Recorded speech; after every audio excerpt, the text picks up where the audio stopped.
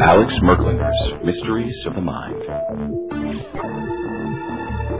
And now your host, Alex Merklinger. Is it okay if I say dear friend, Clif? Sure. Because you truly are one of the members of our family now, the worldwide over 72 countries, possibly 73. I haven't checked it yet. And people don't want to hear me anymore. They want Clif on. The nut job uncle. Yeah, we're always fun. Yeah. I mean, that's, hey, come on. Well, sorry about that. It was never my intent. Yeah, no, I'm only kidding. I know. Anyway, okay. Clif, the prognosticator. And I know you don't like that word, but all I can say is, my friend, you just are beginning to scare the hell out of me with your accurate predictions. And there's a whole lot happening. Maybe, Clif, because we have so many people, and I mean literally, we have so many new people almost every week. And I don't like to rehash it, but would you mind giving a brief synopsis of what you do and the historical evidence of the accuracy of what you do, and then let's get into your new run. Okay. Be sure and stop me if I go on too long with it, because I have a tendency to drill down in we got a lot of time. What the heck? In details. But yeah, we got a lot of time. Basically what we do is we monitor the shelf life of the emotional content of language. So all language has a shelf life. If we think about it in a personal level, if someone comes and delivers a big legal document to you full of formal legal language, well, you can pretty much figure as soon as you get it in your hands, you're going to get a little shock, a little immediacy value. And then also, it's going to have a long-term carry value, because we only, as a society, use formal legal language when something's going to take a long time to resolve, in a general sense. Mm-hmm. So there might be two attributes around a particular set of language. Now, against that background, we have two other nice little juxtapositions here. We have new language always popping up, the fringe of society. I mean, not to be too cliche about it, but musicians, immigrant groups, all different kinds of people are in the process of always creating new language. And usually comes in as slang, and for some period of time it may have some immediacy value, but usually as a rule it kind of fades away and doesn't have a long-term carry value. So we can tell, basically, if we were to listen to people talk about things, the emotional content of the language would give us a lot of clues about how they feel about what they're saying, in spite of what words they may be using. Okay. Okay, yep. So there's that aspect of it. And then there's this other interesting juxtaposition. For a reason that at this point is fascinating to pursue, but is totally immaterial, it would appear that changes in language on a broad scale seem to precede the appearance of particular kinds of events or trends.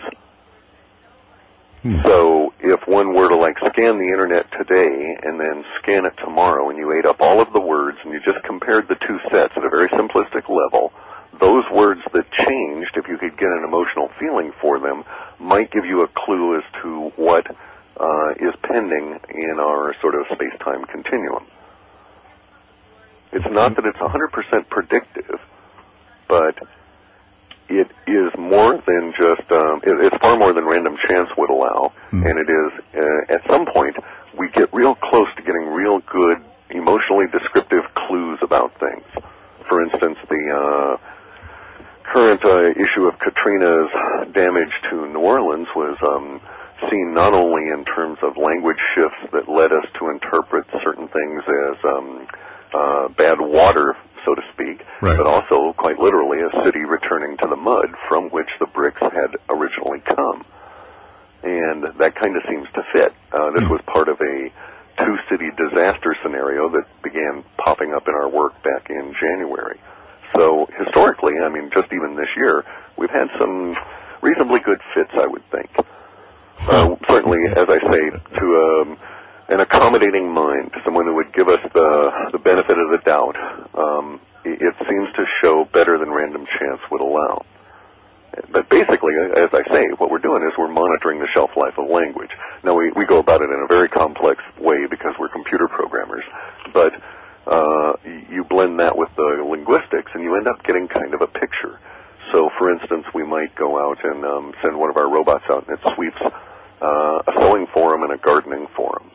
And for whatever reason, all of a sudden in the gardening forum, we've got words that, when their emotional content is analyzed and linked back to our lexicon, start showing up in the range of emotional quotient for fear. Well, it's like, are these people suddenly afraid of gardening, or what's going on? And then we have other programs that go in and ferret out some more of the details around the emotional quotient. Now, it could be that we have the psychic leakage theory as to why this might work. And that's the theory that, say, there's, well, we know, for instance, in our population at the moment, that for every 1.2 million people born, we'll have a truly outstanding genius. That is to say, someone whose contributions will match up to their IQ, which should be around 200 points. Wow. Mm-hmm. Really? Yeah, I mean, and just on a statistical basis, one would grant, since we're considering the aspect of the mind, that a lot of people at any level we care to define, we can find humans within a large enough set of a population that are experiencing what we can call psychic abilities. Mm-hmm. Okay. Okay, yeah, so right. What if these people, the vast majority of them, aren't really aware of that, but they're troubled, concerned, certain words pop up in their head, certain images, certain emotional components of things, and it colors their everyday life, and it leaks out into their conversation. And our program's going out and sort of find it. Kind of makes sense? Yeah, it does. Yeah, very, very much so. So really, whether it's a giant overall super consciousness, as Jung or Freud might try and describe it, or whether it's psychic leakage, it doesn't really matter much. Wow. Every time you're on, we talk about this, and it still blows my mind. I mean, because, Clif, my background is the mind. And I, started teaching specialized programs which basically taught people how to develop what is known as psychic ability. And psychic ability, to me, is nothing more than an ability to perceive information through means outside of our normal five senses. Nothing magical, nothing mystical or black magic or whatever. It's a very natural thing, such as the perfect eyesight. The baseline perfect eyesight is 20/20. Some people have 20/15, which is better. Some people have 2400, which is probably legally blind. So they have an ability to wear glasses to bring their eyesight back better, and the same thing with hearing aids or what have you. So we all use some type of enhancement, if needed, to better balance or better bring in our five senses. All I'm saying, and exactly what you're saying, I think, is that, hey, we have abilities to bring in information through means other than our eyesight. In other words, how far can you see with your physical eyes? Well, how about if I show you ways that you can see unlimited distances using your mind? The same thing with hearing. This, sound, touch, taste, smell, and what have you. And it seems that you're right, Clif, that today, and going back the past 25 years or more, I started teaching these programs back in the late 60s. And when we first started to teach some of the mind control and even silver mind control and mind development programs, people did everything but throw rocks at us. They thought we were... You mean they actually stopped short of that? Only because I could run faster than they could throw the rocks.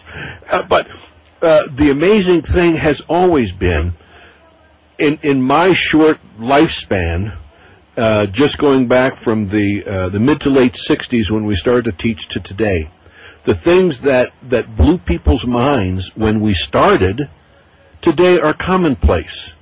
If I went out and told people what they were capable of doing, they'd say, yeah, so, I know that. So this is where we've come in just 40 years.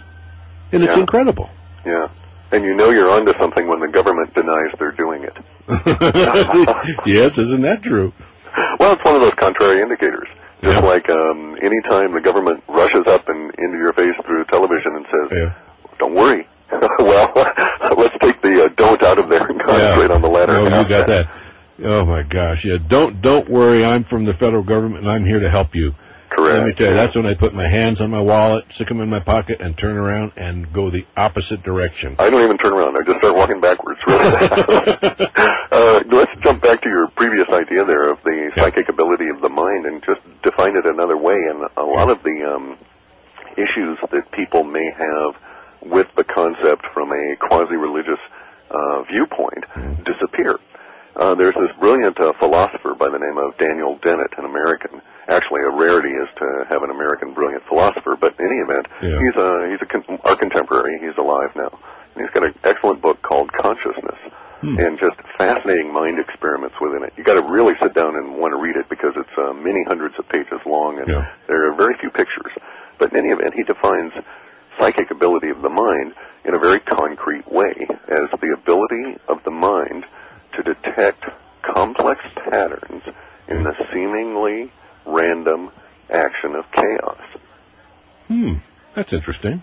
So if we think about the mind as, we already know, for instance, the mind has that it wants to create patterns wherever it goes, thus the ability to hallucinate, look and see clouds as various things. And if we extend that to an ability where all of a sudden your mind says, okay, I've got it, here's the answer, and you've been just sort of mulling around on the problem, and there might be, say, 99 variables in it, you never really sat down and thought about it. Maybe some part of the pattern was suddenly detected. In a subconscious level, even.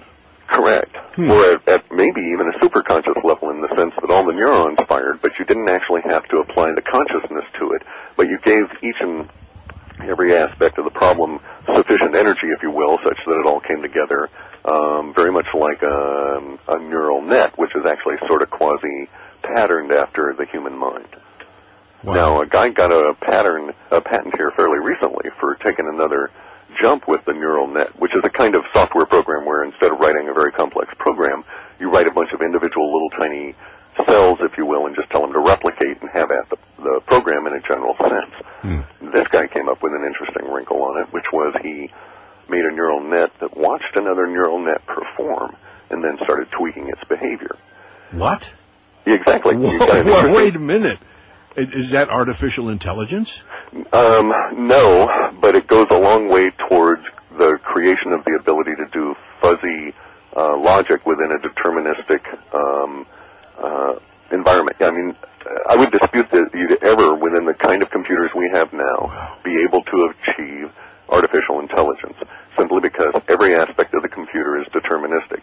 Therefore, if it is deterministic, it cannot behave outside of, that is to say, learn new behavior. Any new behavior you want a program to learn must already be pre-programmed into that program. Okay, all right. Okay, Prolog is a real good language, for instance. That's one of the languages we use extensively in our work here because it's very natively goes to the idea of words and concepts and context.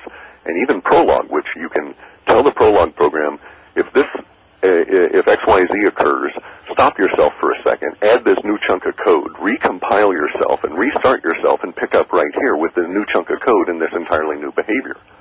So in that sense, it's quasi-able to learn. But in order for it to put in that new chunk of code, it's got to be lying somewhere. I must have written it beforehand. Wow.